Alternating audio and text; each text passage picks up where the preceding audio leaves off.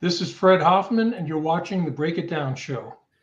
Yeah, Fred is comes to me because one of the viewers who likes your stuff and likes my stuff, a guy named Joe Grant, has said, "Hey, you got to get Fred on the show." And so you graciously said yes, and I said I'd love it. I love to talk to people, and though our world is small, I don't believe we've ever crossed paths, and maybe we've been in the same room at some point, but that's easy to do, and have no idea that we've done that as well. But man, thanks for coming on the show, and I love that we get to do this and talk about complex things that you and I have enough experience to really have a nuanced conversation that it really has every chance in the world of being unique and giving folks on the outside of our world a chance to understand things at a higher level. So thanks, man.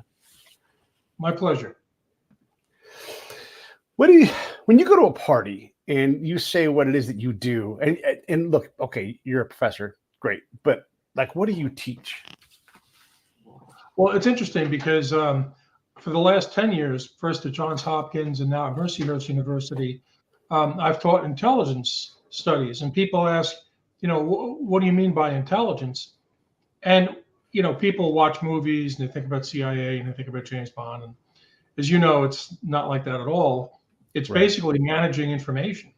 And what I always, in fact, when I interviewed for the job I'm in right now 5 years ago, and I was asked by the provost, what is intelligence and why should we be teaching it at a liberal arts college? And I said, well, the Germans, for example, they don't have a word for intelligence.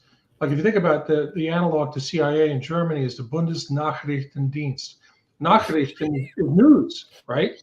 So basically Federal News Service, So I explained to her, I said, it's basically in the information age, what do you do with information? How do you assess where it comes from? How do you evaluate the reliability and the factuality of the information you've gotten? How do you aggregate it with other information? How do you deliver it to a decision maker? So I said that's the information, the intelligence process in a nutshell. And you do it in the intelligence community, the 18 entities we have in the intel community.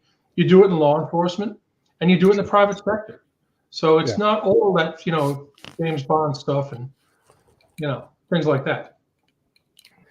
The intelligence space too is you talk about the different entities, and then you combine, and all of a sudden, you can have over 100, and they're all working to solve these problems. And we're better at communicating inter and intra-departmentally, but still, and I think Americans in general don't want us to be too communicative, because we tend to want to study. Look, the next time a high-ranking Army officer says, "Hey, Pete, why don't you go ahead and collect on some Americans?" It won't be the first time. It probably will be the last, because I don't really do that work anymore. But we tend to want to look at ourselves and figure out who's doing what. Now, some entities can do this legally, but certainly on the Army CI side, like me, it's very rare that it's possible for me to do that. And if it is, it's short term, because then the FBI probably will take over, right? So why do we struggle with ego, with terrain, and with culture and legal things? Why do we struggle to communicate within our own ranks? Several reasons. One is, and I've heard this attributed to Napoleon. I'm not sure if he was actually the originator, but there's an expression: the more I deal with people, the better I like my dogs. Right? So, part of the problem is just the limitations of human beings. You have jealousy, you have organizational, institutional rivalry. I saw it when I was in Afghanistan and elsewhere. CIA versus DIA, and all this kind of stuff. So you've got that component to it. Another part is just the nature of living in a democratic society. Okay. Sure. On the one hand, we recognize and accept the need for intelligence and for covert action and all that kind of stuff. On the other hand, we want transparency, and those two really don't go hand in glove necessarily. And then you have the pendulum swing, for example, with enhanced interrogation methods. I remember when those were under discussion when they first instituted them, right? And then years later, you had a Senate Select Committee say, no, that was torture and we didn't get any value out of it. So I think there's a number of complexities associated with being a liberal democracy and what people's expectations are as a result of that. Anytime we bring up enhanced interrogation techniques, I've witnessed stuff that falls definitely outside of my comfort zone. I've not participated in it. I'm not really an interrogator, right? I'm more of an interviewer. And the other thing is on the books, legal, and I can go pull it up right now and put it on the screen, but it doesn't matter because it exists. There is a procedure whereby I can do, you ready for it? This is counterintelligence agent work, human experimentation on someone. It's got to be approved by someone up high at the HHS, but that's on the records. That's terrifying when you think about that. Oh yeah, well, look at our history in the 1960s. Experimentation with LSD, things like that were unthinkable today, but they were done 1950s, 1960s. So again, and this is another pendulum swing between allowing a lot of latitude to the U.S. government to do what it needs to do, and on the other hand, the pendulum swinging in the other direction, where the people are saying, especially Congress, no, we have to put limitations on these things. So we don't have ethical violations and law violations. Yeah. Do you think it surprises people to learn that a counterintelligence agent could submit for human experimentation as a legal procedure? At that level, maybe that would be surprising. But I think if you walk the dog and really lay it out for them and say, here's what's authorized, here's what's allowed, here's who has to approve it, here's why we do it, it might make more sense. Now, I'm a human guy. I was never trained in CI, right? But I know, for example, I used to be an interrogator. I started life in the Army as an interrogator. And the thing is, when enhanced interrogation techniques were approved, they were not approved for the Army. They were only approved for CIA. We just had our, approved standard interrogation techniques pretty much. And, if you had a high value target, then those guys usually were taken over to black sites, or they were, handled by CIA. So that's another nuance that a lot of people don't understand, that there is a differentiation between what specific organizations are allowed to do. Sure. Who's got primacy of interest on a particular operation and where, those types of things. And there is there's the belief that enhanced techniques don't work, but I've seen them work. Or even the threat of that stuff. Hey, listen, and this is a true threat. Like you and I are working on a guy, and then I'm playing good cop, and I'm like, listen, Mohammed, the next thing that's going to happen is we'll be done with you, and then we're going to release you to that guy, and his name is also Mohammed, and he's from the secret Iraqi police. I can help you, but you got to talk to us. And watch that person sing. If they believe you, they're going to sing. Yeah. Well, look at Khalid Sheikh Mohammed, right? He's been in the news lately because of the plea agreement, and then that was walked back. But the bottom line is he was the number 3. He was actually the guy, the Pakistani, who went to Osama bin Laden and proposed doing the aircraft strikes into buildings. He was not a member of Al Qaeda at that point. Osama bin Laden knew about him, but he was not an Al Qaeda member. But the bottom line is he was basically their ops director for Al Qaeda. So he knew intimately not only about 9/11, but other threats that might be in the pipeline. So we had the incentive in the IC to find out what this guy knew and what was in the works. Because I'm sure you remember back then what it was like on the 12th of September 2001, right? What America was, a very different country than it is now. Surreal. Yeah. Surreal. But this was we were incentivized. We had to find out what he knew. I was sitting with some friends. So I was in Chicago, and I was in the reserves at the time, and I was in a transportation unit because that was my portal back into the Army. And the whole idea was designed to get me over to the intel unit that was right across the parking lot, but didn't have a direct access through for whatever reason. I had to go transportation, slide over to intel, direct commission. That was the path. So the planes hit buildings. When that second plane hit the building, I stood up from my cubicle. I went to my boss and said, I have another place to be. I have to go, because I knew it was no longer an accident. And he's like, yeah, please. And he's just like, crazy, because it's 9/11. And I'm the first guy to respond to my unit. We stayed all night because we didn't know, because Chicago, we could have been next. We didn't know. And then a couple of nights later, I'm with my friends and we're drinking and trying to just talk through it. And they're asking me what it means. And I'm like, well, one, it means that I'm going to go to war. There's just no way around this. I'm particularly skilled. And none of these guys know this guy. They don't know Pete, the spy. They just know Pete, the guy that sells computers and bounces at a bar, at the pool bar, right? And they're like, what do you mean? And I'm like, and listen, none of this stuff is gentle. So when you guys want blood, you'll get it. But you have to understand, it's it's the dogs of war. They're not gentle. The dogs of war fight each other. They tear things up and they destroy things. So you'll get your pound of flesh for sure, but it's a horrible thing. And they have no idea, because why would they know? But that's, what I encountered then. And then sure enough, we start to give them that pound of flesh and all that comes with it. And people start getting real nervous about it.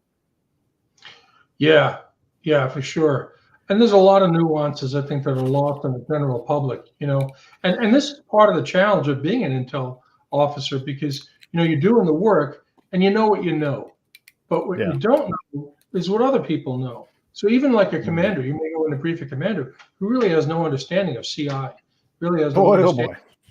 Yeah. And so you've got to put it in terms that they not only understand, but put it in terms that the light bulb goes on and they realize what it is you want them to realize, right? Yeah, well, I've been thinking about this since we started talking about this. When I was in Iraq, I was in the northern part, and a lot of things were happening. We were kind of the top of the funnel where I was, and we would routinely find things that were not Army grade. And so I would try to walk it over to DIA or, go to the compound.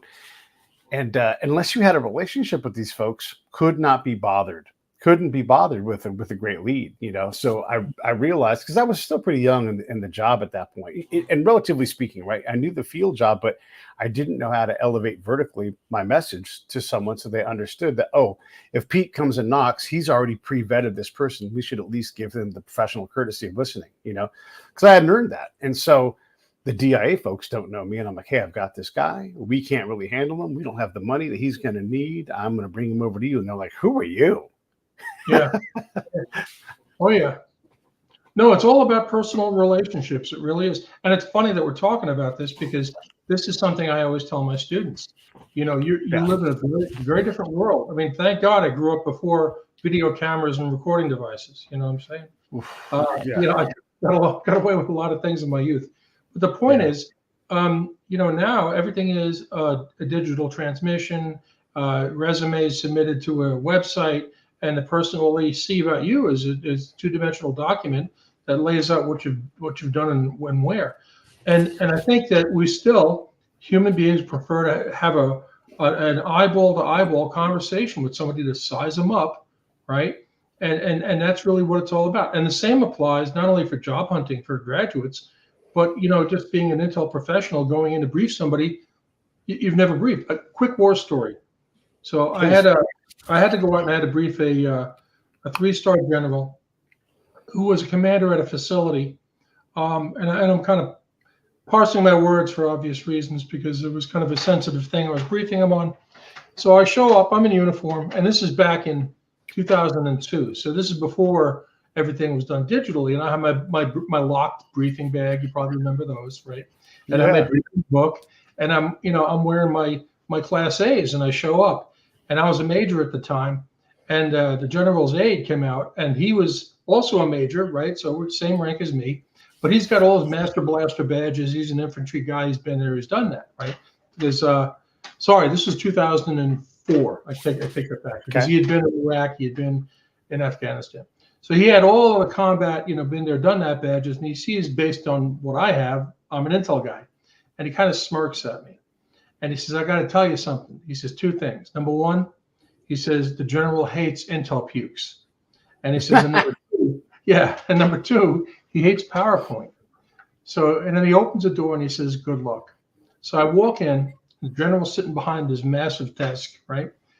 And, chewing on an unlit cigar. And he kind of looks up at me and he goes, oh, you're the intel guy from DC, come to brief me, give me a PowerPoint. I said, well, you're half right. He says, why? We said, what do you mean I'm half right? I said, well, I'm from DC. I am an intel guy, but I'm going to tell you a story. And I never opened up my PowerPoint. And I told him a story. I said, hey, do you remember when we needed air bases in Uzbekistan and Kyrgyzstan, and we couldn't get them, and we were able to get guys on the phone and call up buddies that they had cultivated when they were here in the States. And I said, that's how we got those air bases. And he sat back. He goes, I always wondered how we managed to do that, because these are former Soviet republics, right? So the bottom line is, wow. He says, that's interesting. I says, well, do you want to continue supporting that capability that we have? And he said, absolutely. I said, sign here. So the point is, I had a briefing. I was supposed to go out and sit down and walk him through the PowerPoint, right? and get them to sign off on this. But by telling them a story, which I could only do in a face-to-face context. I mean, here I'm doing it online, but I could kind of measure, I could read his body language and kind of see if he's snapped in if he's interested. So my point is, this is something that I really try to cultivate in our students, is the importance of networking, the importance of being able to read body language, the importance of being able to telegraph the kind of body language you want to telegraph so that they read what you want to show them. And again, it's subtle. It's subtle if you do it right, but it's very effective, Yeah. It's learning to speak commander was the real game changer for me, because I knew I could go out and collect, but I couldn't figure out how to become relevant to the command. And Intel guys always think their stuff's great, but I could look at their stuff and I could see their engagement with the command, and I'm like, you're irrelevant. You're in this back office. You write reports. No one comes and talks to you. Is the staff bugging you for more? They're like, no, they ask us questions all the time. I'm like, no, that's different. That's different. You're not driving the mission with your stuff. And we're so arrogant. We're so ego driven. And so I was desperate to understand what commanders needed, so that I was an advisor more than I was this collector. It's like, Pete, what do you think? Where should I be sending you? And I'm desperate for them to give me top cover. And I would tell them, like, I'm going to be granular focused. I'm going to give you so much ground truth. You're going to love it. But you're going to have to rough adjust where I need to be. And vertically what I don't know. So help me be a better version to give you what you need to adjust your unit. And I learned that from talking to commanders and having them teach me how to talk to them, because they don't have an asset like me often enough to learn how to, look at, if you ask them, how do I get boots for my troops? All day long, right? Because they've all been, I'll say a 4, you know what that means. They've all been in supply. They've all done all these other jobs, but even if they've been a 2, they rarely have a field human asset that they know how to drive. And so they sort of just jam them into one hole. And if you've got someone who's actually skilled, forget it. They don't know what to do. Right. Well, that's the other half of the problem that we were talking about earlier. So one part of the problem is you've got to be able to convey what you know. The other half of the problem is you've got to understand what they need to know and what they're really interested in, because there may not be a direct alignment between what you're all excited about, what an agent just told you, and what they need to know for the next stop. Yeah. And at least how I approached the job, I had a lot of bad news. I was a guy that had a lot of bad news, because I looked at the job ultimately like this. My job is to help the commander win more, lose less, help the enemy lose more, win less. And if I could wrap all of that in one piece of intel, then that was a golden nugget. And I would just say, boom, here you go. And a lot of it, because of our modern mission, involved the government not working, because we weren't doing our job, and every commander, and this is for the audience, every commander has 4 basic line items in a lot of modern fights. The modern fights that I worked in, for sure, was close with and destroy the enemy, protect the force, enable your enablers, and teach and train the local government, police, fire, whatever it's going to be, right? And if I can collect on any of those line items, they love it. And maybe they word it differently, but they all recognize instantly that I know what their job is. And if their unit or the people they're supporting within their unit are not giving them those results, God, they got to know about it. Because then the commander can say, hey, pull back and go, I don't need this PSYOP team here. We're going backwards with these guys. Kick them off the camp. Get me something else. Yeah. So quick war story. When I was in Bosnia, I worked out of the embassy in Bosnia. I was an assistant army attaché. Actually, it was the defense attaché and me. We were a two-person unit. And he basically said to me, I want to do all the diplomatic functions within Sarajevo. You've got the rest of the country, right? That's a lot of area to cover, but I covered. And what's interesting is, I forget if it was Rogatica or Visegrad, but you had all these NATO partners and the U.S. We had forces deployed around the country in the 3 multinational divisions, right? And in this one particular town, again, I think it was Visegrad, and it was the only place, the only inhabited area that was split between Serbs and Muslims, but you had one NATO partner that was responsible for the whole area. So they had to deal with Serbs on one hand and Muslims on the other. It was kind of a freaky thing. So I'd gone there as the assistant defense attaché to go speak with the mayor, right, female, right, who was a Serb, and we had a tense conversation in the beginning because, I mean, you remember from those days, we had bombed the Serbs and Bosnian Serbs and all that. But it warmed up a little bit. And then by the end of the conversation, she says, I got to tell you something. And this was something I went back and I told our commander. She said, the Portuguese, she says, they do a great job here because when you Americans roll through, you come through, you're in your armored vehicles, your body armor, you've got helmets on, hands on the weapons, you've got rounds in the machine guns, you're ready to fight, okay? And this was, force protection 101. This is how we operated at that point in that area. She says, but when the Portuguese come, it's soft caps, they're on their foot patrols, they come in, they know us by name, and they come and they chat with us and they interact with us. And she says, and we have a much better feeling about them than we do about dealing with the Americans, because the Americans are kind of, conveying this image. So I said, yeah, it's really fascinating. And here again, it's not a recruited asset, but phenomenal human, because when I went back and I reported that, we actually changed the way we operated in that area and how people rolled through and how they interacted with folks.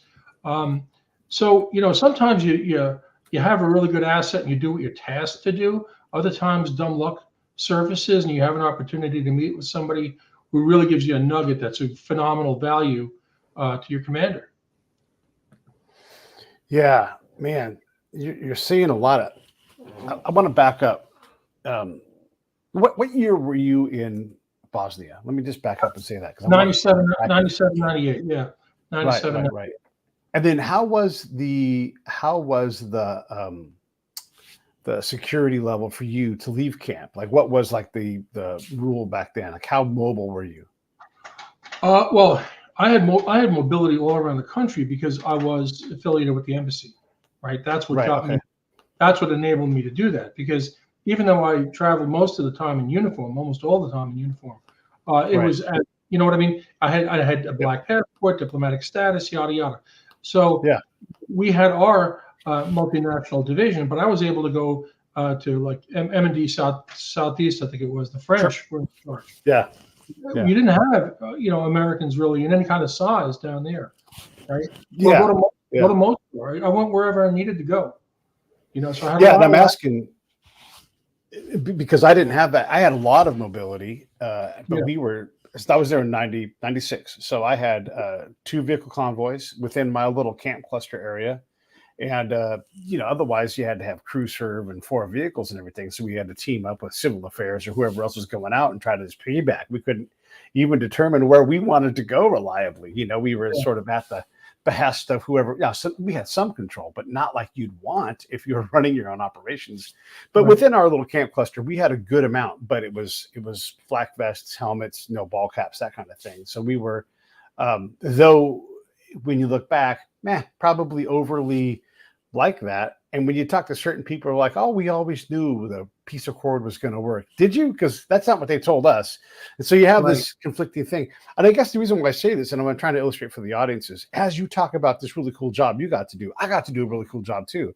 We were told if you walk off the path, you're going to get blown up by a mine. And there's like biker gangs that are hoarding weapons, and they're just waiting for us to leave so they can fire off all these weapons, and they're going to ethnically cleanse. And then you go and see the graveyards, but the ethnic cleansing had just happened, and the dirt is freshly on these graves. I mean, it's intense. And so you're trying to sort all this out in real time. And by the way, there is no big briefing book of like, this is Abu bad guy, like this is this name. We had to go invent that, right? And so when I'm asking you what year you were there, we had only just begun that work.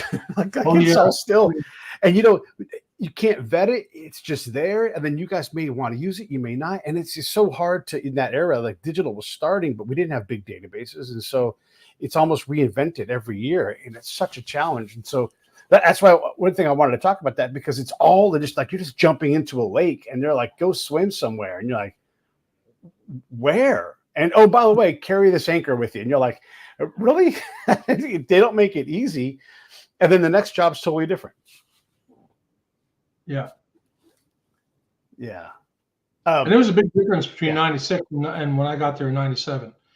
Sounds big like difference. Yeah. Because the day before Jordan came out in 95. So when we went there in 96, I mean, nobody, it was all brand new. It was all brand new. And like you said, a lot of those graves were, still pretty fresh. They were really fresh. Yeah. A lot of the homes were still knocked down. Yeah, and so when you're collecting, you're trying to prevent that from happening, and you're also trying to prevent yourselves from getting blown up, because nobody Yeah. felt very protected, right? And so you're really working hard on that job. And I guess when you did your job, you're doing it for the embassy, right? So you've got you don't have that immediate force protection. How do I keep all these 7 base clusters alive, right? What is Right. your driving thing, and how do you organize a whole country? Because you've got this giant footprint, and how do you move about the battlefield, even if it's permissive? How do you move about the battlefield to deal with that? Yeah, well, I had the benefit of being I was certified as a reserve attaché. So I went to the attaché course. I had been Okay. served as a reserve attaché actually for a dozen years in Berlin in Germany. I was also certified for China. So I knew what I was supposed to be able to do. But when you've got a place that had been at war, a brutal civil war that went on from 92 to 95, Yeah. that's a whole different ball of wax. You know what I mean? Yeah. Yeah. And Yeah. and I had to deal with all 3 parties. And what's funny, and I'm sure you can relate to this, and this will probably resonate with your own experience, but you could talk to somebody who is a Bosniak, a Serb, a Croat. They'd be very intelligent. Maybe they traveled to the West. Maybe they spoke really good English. And you're like, wow, this person is really sophisticated and on point. And then you start talking about politics, and that person transforms into Frankenstein right in front of your eyes. You know what I mean? Physically, you'd see it. Yeah. I had a quick war story. I had one instance where I was going to meet a Bosnian Serb. It was in Yaharina. Yaharina is outside of Sarajevo. So the Bosnian Serbs had that area. And I was going to meet this guy. And I ended up getting jammed up with some small little town that had a drive through, and they had some kind of a protest. And so I got there a little bit late, maybe 20 minutes late. And he said to me, he says, why were you delayed? Just making conversation. I said, well, I had a protest in this town, and he knew this town was Bosniak.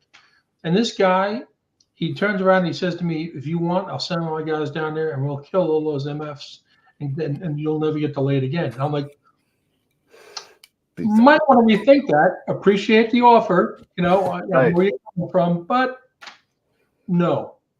But this guy loved his kids, loved his dogs, right? He was an awesome individual, but he made that transition on a dime. Just turned around and said something like that. I had the good fortune of playing a lot of basketball before I joined the Army. And so I knew that Drazen Petrovic, and he was on the national team along with Vlade Divac and that kind of thing. And I read about how those guys grew apart because of their political separation. And so I knew of that. I don't want to act like I was a scholar on it or anything, but when I got there, I would go talk to the local interpreters that we had hired, and it was amazing because you get this very basic briefing from the Army because that's all they can do. And the Army does not know how to train. Maybe now they're better, but they don't know how to train CI people, human people, pre-deployment, so that they know that they're walking into it. Like, hey, let's try to not get you killed, and let's teach you tactics and techniques for combat. But then you actually have to go do your job. You have to figure that out on your own. That's kind of how they treat that. At least that's from my experience. Yeah. So you talk to the interpreters, you spend a lot of time with them, and then one guy's like, I'm like, I love to learn funny words. What's whooping cough? And he's like, you just say whooping cough.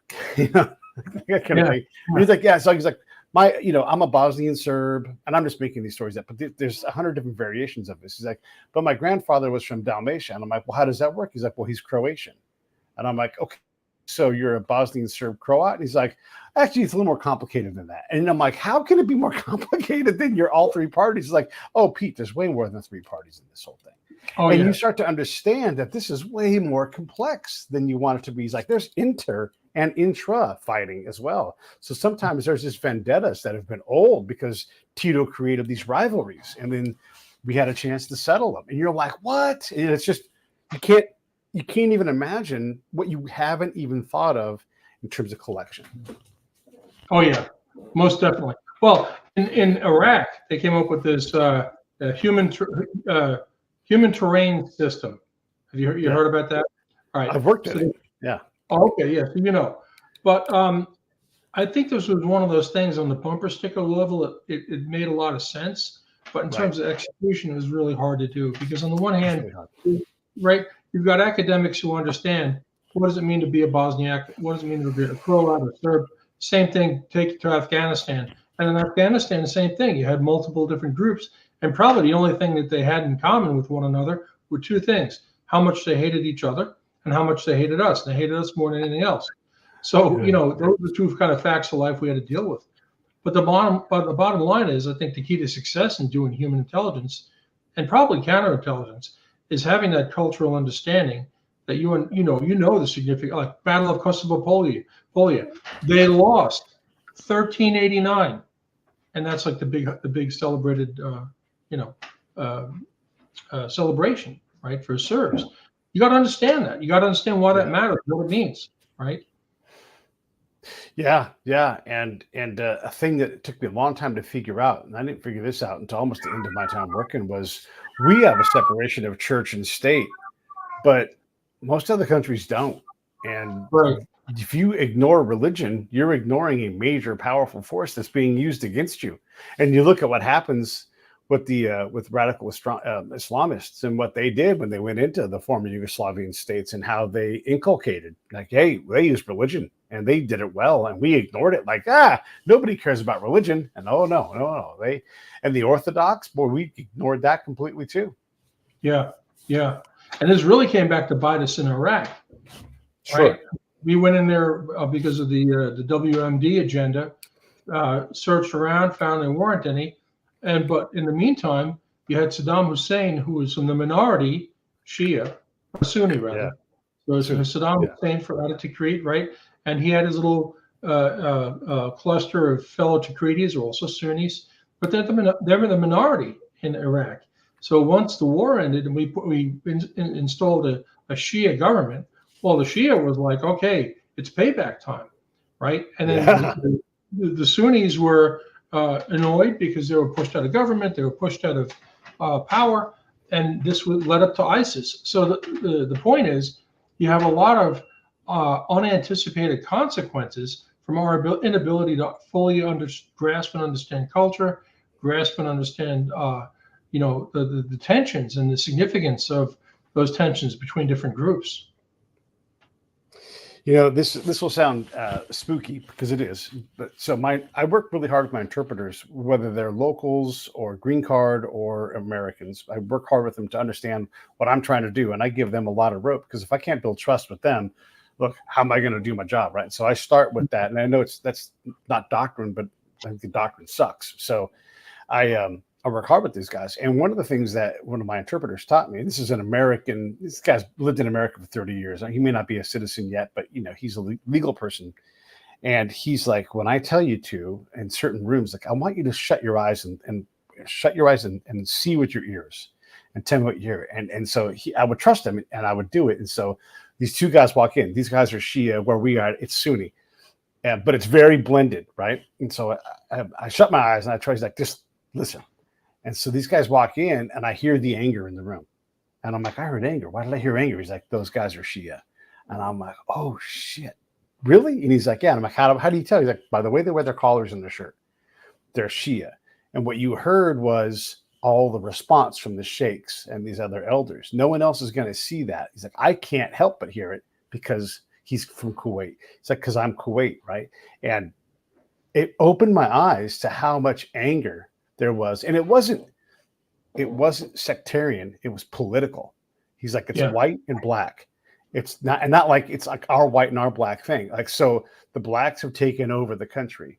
And then you would go out in town and it would validate, because you would talk to Shia people and they would say, you idiot Americans took this Shia person who was our cobbler and who was the dumbest person in town, and you made him the mayor. And all he has done is screwed around and manipulated you guys. And so now we've not only put the wrong person in charge, because why are we doing that? But we've also created all this mistrust within the Shia sect as well. And so that turned into intra-Shia fighting.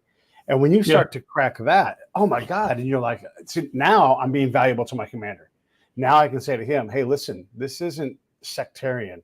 They don't really care about religion here. Believe them when they say that. And to prove a point, and I'm being a little long-winded here, but I'm going to let you go in a sec. To prove a point to that particular commander, it was during Ramadan, and I said to the Muqaddam, the colonel that we were talking to, and I know the answers to these questions, right? But I asked him on purpose. So I'll say, hey, how do you deal with Ramadan? Like, is it inappropriate for me to drink water? I don't want to offend you. And he's like, Pete, you know these answers. And I'm like, but I want to know your answer. He's like, do you like whiskey? And I'm like, of course I like whiskey. He's like, do you want some right now? And I'm like, of course I want some right now. Because I'm a seasoned, I know what to do, right? So he pulls open his drawer, pulls out the whiskey bottle. My commander's looking at me like I'm insane. How in the hell did I get this Iraqi colonel to pull out whiskey and open it for publicly like that? And the colonel's not going to take a drink. Sometimes they do, sometimes they don't. But I am. And so I'm out there. I am connecting. I'm establishing these things. And I'm also, in my own way, teaching my colonel, based upon my experience, how to drive his unit better. Yeah, definitely. But you learn that in Bosnia, and you learn that in all these different places, and going along and listening to your interpreter and going, always talk to the interpreters. Go into the interpreter choose and talk to these guys. When they play dice, go in there and hang out with them because they're invaluable. Their phones ring. They talk to the locals. And so much as I could, I would go in there. Or I'd have one of the interpreters that worked with me, like, just go hang out in there and just talk to me about what you get out of there, And they would be invaluable, that resource, because I wasn't just focused on where's the bad guy. And by not focusing on that, I found a lot more of that stuff. Right. Well, I'll tell you, being able to successfully work with an interpreter is a skill set in and of itself. It really is. And so, for example, we were always taught, you don't want, for example, whatever statement I say, if you're my interpreter, you should say exactly what I say and how I say it, right? You don't say, he said this. You just say it as if you're me, right? That's how we train our interpreters to work. And I actually had to throw an interpreter out of a meeting one time. I was in Shkin on the Afghan-Pakistan border. And bottom line, the backstory was I got called down there because all of a sudden we had 36 Afghans converge on this little hamlet outside of this fire base we had there in the middle of the night, dark 30, and like literally 30 some odd Afghans suddenly converge in vehicles. So we rolled these guys up, brought them in, and had to interrogate them. Well, the interpreter I had was not doing that. He was kind of going out for freelancing, and you can't have that, right? Right. You have freelancing because when you're interrogating somebody or debriefing somebody, you've got things you want to try to find out. You've got ways of expressing yourself. You've got a game plan in your head. What am I saying? In what order? How am I saying it? And if that Turk is playing ball, let alone going off the reservation and saying things you didn't say, you're not really, you know what I mean? So I actually had to go. I had to go over to. It was a SEAL team, and the SEALs had an interpreter. I said, "Hey, can I borrow your guy?" And this guy, fortunately, was, fluent in Afghan. In this case, it was Dari. He was Pashto. It was Pashto. Okay. He was as fluent in Pashto as he was in English. So it went swimmingly. It was exactly what I needed. But if I had stuck with the first guy, it would have been a horror show because I can't rely on him to ask what I wanted. I can't rely on his translation being accurate or any of that kind of stuff. So this is definitely an underappreciated skill set working with the Turk. It is. It's something that Pete would say, if I had the ability to change anything, I would make that a specific designated skill, a professional skill with multiple levels of classes. And I don't disagree with what you're saying. And I also think that you can go to a higher level with the right trust building program and get to the point. So like my partner and I, we would go out, right, my interpreter, and we would have these conversations. And so a lot of it's just like us just combing through things because you have access and we have access and we're on these patrols.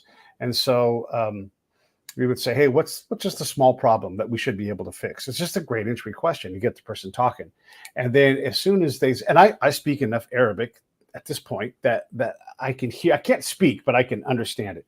And so when they say bad electricity, bad water, I look at Night Train and I go, Maku Mai, Maku Karabab, and I go like that. And he knows to give the speech. And he's like, yeah, we hear this all the time. He knows bad electricity, bad water. Tell us something that we can fix right now. What's a small problem? Like what should be fixed? Like if we were to walk over to the government center, what can they fix? Right. And it's all like this canned conversation. And then he would do his job and he'd be like, he's talking about this. He's talking about it. But we had worked that dance. That guy and I had worked together for a long time. We had built up a lot of trust. Right. That's the part that's not in the books. And it's highly effective. Yeah, most definitely. Most Yeah. definitely. Yeah. Why don't we do that? How come we haven't figured that out? Why do we think that you have to shoot, you have to go out and fire your weapon, at least for fam fire in MOP 5, you know? We Yeah. force people to do that, but we act like an interpreting skill is like nothing, not even worth familiarization. Like you automatically are just great at it. Why do we do that? That's a great question. And the problem is every time we have a conflict or anytime we have a scenario where we've got to use interpreters, it's like we're relearning it all over again.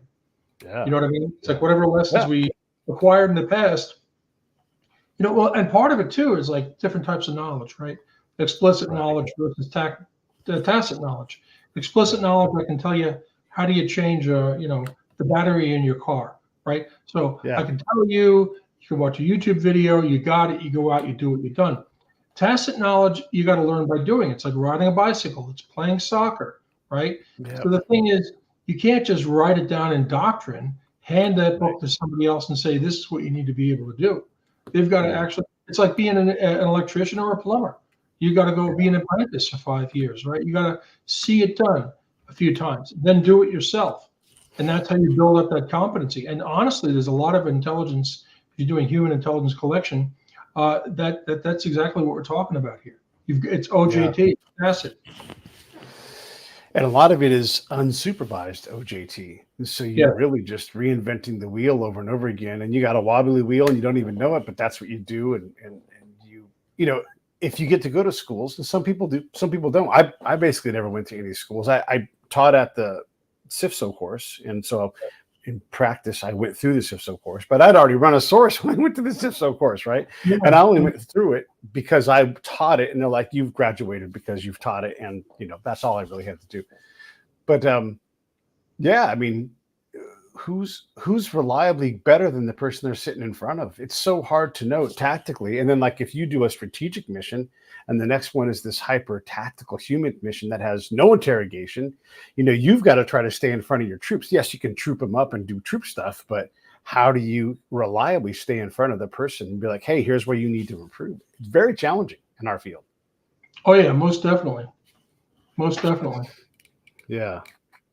What I mean, we talked about working with interpreters, and when it comes to human folks, look, I got better, and I can tell you like the things I did as I went through my different echelons of learning, right? And I learned and then I got a chance to like, okay, I've got a tool, I've got a system. I'm going to go to a whole different province in Iraq and just see if it works, and I'll be damned, it did, right? I still improved it, but I'm like, okay, now if I can take this and apply it in Afghanistan, wow, I've really got something. And so I was able to do that. And then a new unit came in, and I'm like, I have this proven system, right? And so I was able to iterate through this thing, but it took 12 years to get to this point where I could say, I reliably have a system. I know how to do this. It doesn't matter what you guys want to do. I know how to help you. And I don't need your IRs. I already know what to do, right? How do we get better at building people like that who are truly black belts, who can come in and say, doesn't matter what the job is, I know how to. Now look, I'm talking tactical. I'm not talking strategic. I'm not talking operations. I'm talking very specific things. Because a lot of us are generalists. A lot of us don't have enough reps at anything to be truly black belts at anything. We're black belts at being adaptable. Right. Well, that's a great point. Well, first of all, the ability to be adaptable, I think, should be required for this type of work. Yeah. You can't just learn, okay, here's what I was taught. I'm going to go out and do it. I feel comfortable doing that. I'm going to stay in my comfort zone and only do the things that I was taught to do. You can't operate like that. And the only constant in all these different conflicts and different scenarios where we put our people is change, right? Every scenario is going to be different in some way than the previous scenario. You just count on it. So the ability to, first of all, think on your feet, and second of all, to adjust your technique as necessary. I think these are the skills, and I don't know that you can necessarily teach that. I think that's who you are, right? You're either the kind of person who does that, or you're the kind of person who doesn't. In which case, it's going to be a nightmare. And have you ever taken a psych profile? Like if you went to the Green Berets, they would psych profile the shit out of us. They would know who we are, and it would determine whether or not we went into certain things. I'm not familiar that they do that in Intel in the IC reliably. You might get a lie detector test, but in terms of like, should you be in this kind of unit, I think that's rare that happens. Well, it's funny you say that, because I've been given the Myers-Briggs profile, right? So like when people say, Right.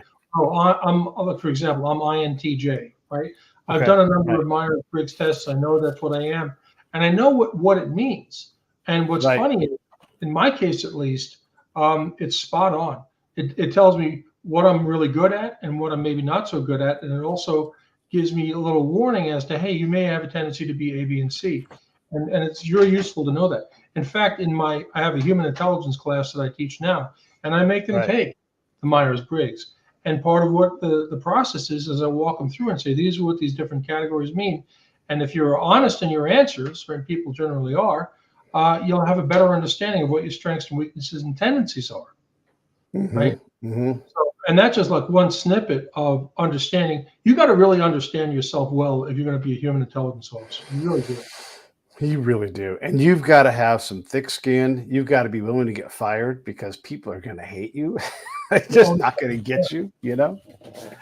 I mean, it's funny. I'm an EFNP, right? And some of that stuff should determine where you work within the community too, because it's easy to say, oh, look at what Pete does. He gets to go out and drink and talk to sheikhs. I want to go do that.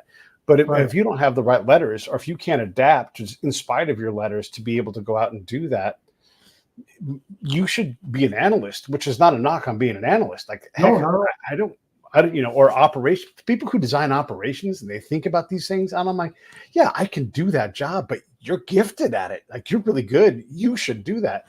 I don't think that we're really good at that either. No, that's a great point. And just organizational skill in general. I mean, I'm a professor. I have undergraduate and graduate classes, and the thing is, Sure. some students are really good and well organized.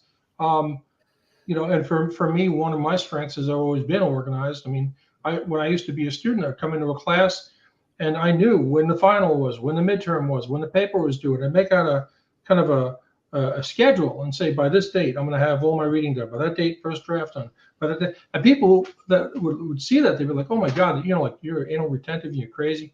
But it worked for me, right? It's a Right. heuristic. It worked for me. And that's the thing is, figure out what your strengths are, what your weaknesses are, and look at your weaknesses and say, how can I improve on that? What can I do? And there's plenty of information out there on how you can address those. Yeah. And it's funny. You do the weaknesses. You know, it's great to look at the strengths of being the EFNP, but you know, I got a healthy disregard for the rules, Right, which turns right. out is a strength, but it allows me to play in the gray. And sometimes I'm like, it's just charcoal. It's not black. And then you find out, like, oh shit, I'm way over the line, you know. And Yeah. then you need a boss that's got a gigantic ass that can be chewed on. It's like, hey, let Pete make mistakes because it's going to pay off. And then my boss turns to me and be like, quit making so many mistakes. But sometimes you just get kicked off the camp, get kicked out of theater, you make someone mad. And, you know, this is what we do is dangerous on the camp as well as off the camp. Yeah, most definitely. Yeah. Most definitely. And the other thing that, that we tend to do is, mirror imaging, where we think that other people are going to react to certain situations in the same way we are. And that's equally true for sources as it is for peers, right? They're going to look at a situation, they're going to assess it in the same way you are, and and act accordingly. And that's not always true. And it's kind of a danger. It's an analytic shortcoming, right? Mirror imaging. But in daily life we do it too. Hey, I'm loving talking the intel side, but I also want to talk about information operations because when you talk about the influence things, they go together with intel, right? We should be siblings, just like interrogation. And I would even say civil affairs. Maybe civil affairs is a cousin, but these things all go together. When we look at what happens day to day in the news and in society, I see, like, to me, when you label something big oil, big tech, big pharma, big Apple, or big this, that's influence operations. You're making me have a negative lean on something, right? And that's just a small example of things. But once you see these designed shapes and words, you really don't unsee them. I don't want to act like everybody's out to get everybody, but people write things in a certain way to be, and Pete would say, I'd say affect. They want affect. They want an emotional response to stimuli, the psychological definition, not effect.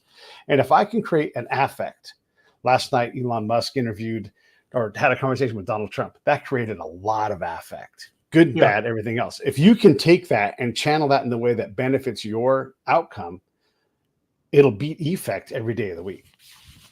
Yeah, most definitely. I'm actually working on a book, finishing up a book actually on disinformation. And, disinformation kind of ties into this because not only nation states and subnational actors like Hezbollah and ISIS, they also use disinformation. Companies use disinformation too, right? Sure. So basically crafting a lie, disseminating a lie because you're trying to get a target audience to think a certain way, right? And this goes back to propaganda. Propaganda has been around since 1600s. And what propaganda is, right, is to make you react emotionally to what you're being told and not cognitively. So in other words, I'm not going to think about what you just told me and analyze it analytically, right? I'm going to react emotionally. So Dr. Seuss, World War II, perfect example, right? Dr. Seuss, who wrote all those Dr. Seuss books, World War II, he's drawing these caricatures of Hitler and Tojo and all these other enemies, right? And making them look like animals, right? Well, it's propaganda because you're supposed to look, that, Tojo doesn't look like a monkey and Hitler doesn't look like he's being depicted, but you're getting a visceral, emotional reaction. And that's really what the Russians are particularly good at. Russia, and what's interesting is the countries that are good at disinformation, what they have in common is they're autocratic. They're autocratic, right? So they disseminate these different storylines to us. Our shortcoming, one of our shortcomings as a liberal democracy is we've got all this information that's out there, right? And it's freely available, and we've got to figure out, and here again, back to being a human officer, right? Well, how reliable is that source of information? How reliable is this particular bit of information itself? What is the information based on, right? And quite frankly, we as human beings, we don't have the time or the inclination to sit down and do a scrub on every bit of information we get. We just don't, right? So the bottom line is disinformation is very powerful for the countries that practice it. A quick war story, right? So in China, Abbott Laboratories was a leading company in northern China selling baby milk. And all of a sudden, down in Hong Kong, there was a news item showed up on the internet and social media saying that Abbott baby milk was tainted. So people up in the north, they found out about it, they stopped buying it. Really economically disastrous for Abbott. In fact, I believe they've since left China entirely.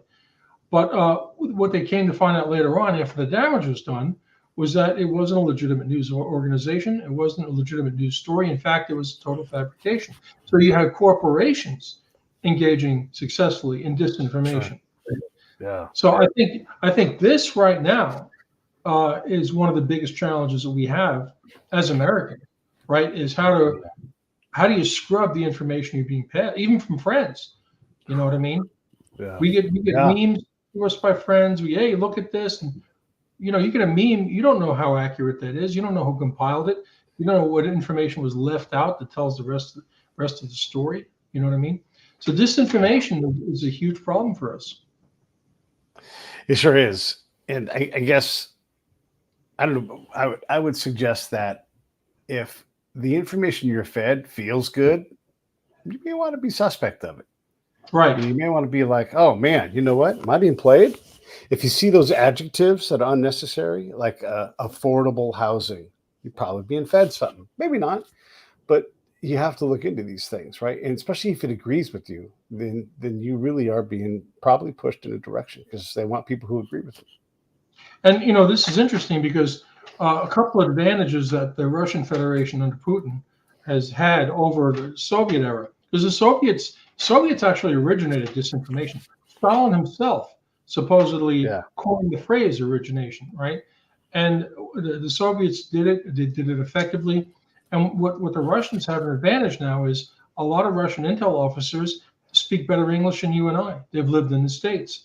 They've traveled, right? They understand the target audiences better than the target audiences understand themselves. So they know what people already believe. So if they pass you something online okay, and just think in the context of the online experience, right?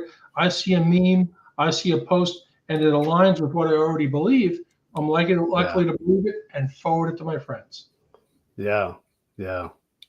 Yeah, and even if you have someone who disagrees with it, you still got that critical engagement, and that feeds the algorithmic spin doctor, and just Yeah, and it gets seen by more people and creates more engagement and chaos. You can control things better when there's chaos.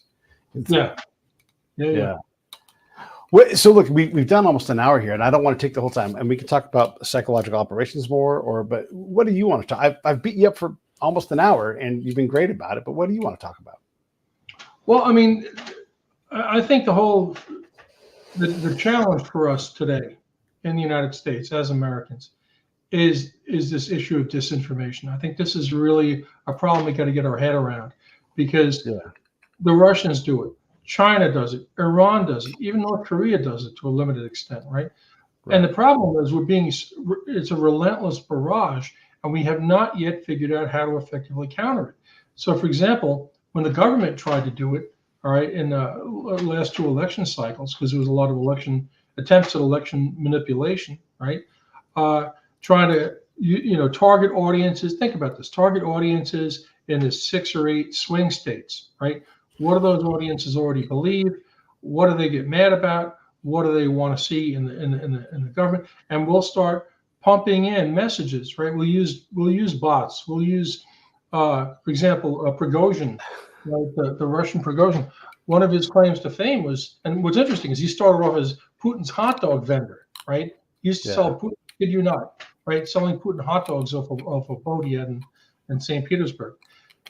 So Prigozhin, for less than the cost of a Russian fighter jet, right? He was able to get a building in St. Petersburg, fill it with the Internet Research Agency, and there wasn't any research involved. It was guys with bots and trolls and going online, and maybe let's say 100 people that were massively pushing out these tailored messages to unsuspecting Americans.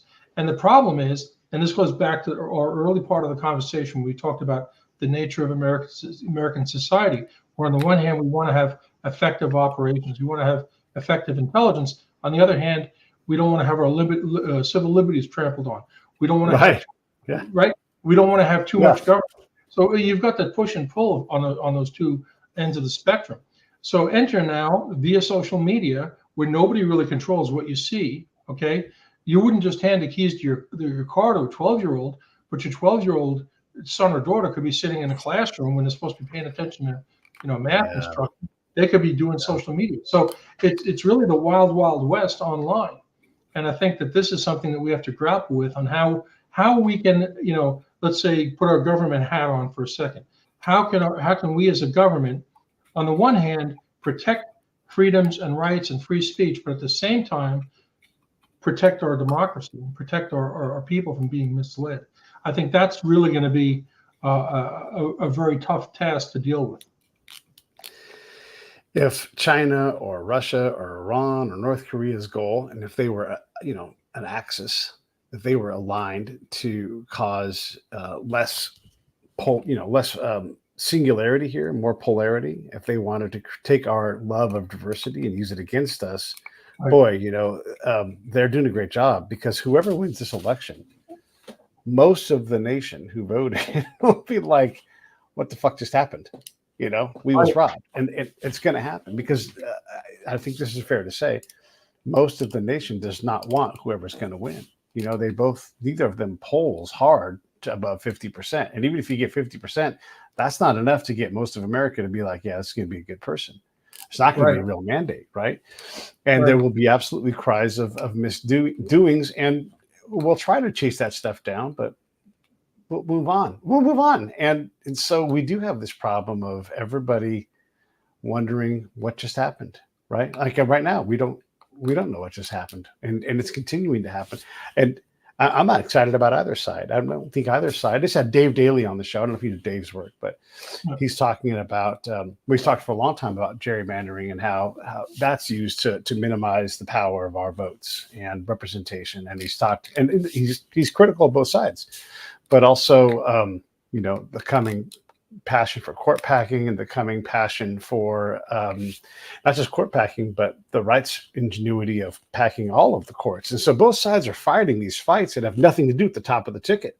And it's all eroding our ability to be the demos and to say yes or no to things, you know. And, and a lot of us are feeling disenfranchised just because, like, how are these our two best people? These aren't our best people. That's a great question. That is 330 million people in this country, and this is what our choices are. So yeah, I hear you. Yeah, and I guess a question for another episode probably, but you know, this the information space is, you're right, the dis and misinformation and malinformation and all these things.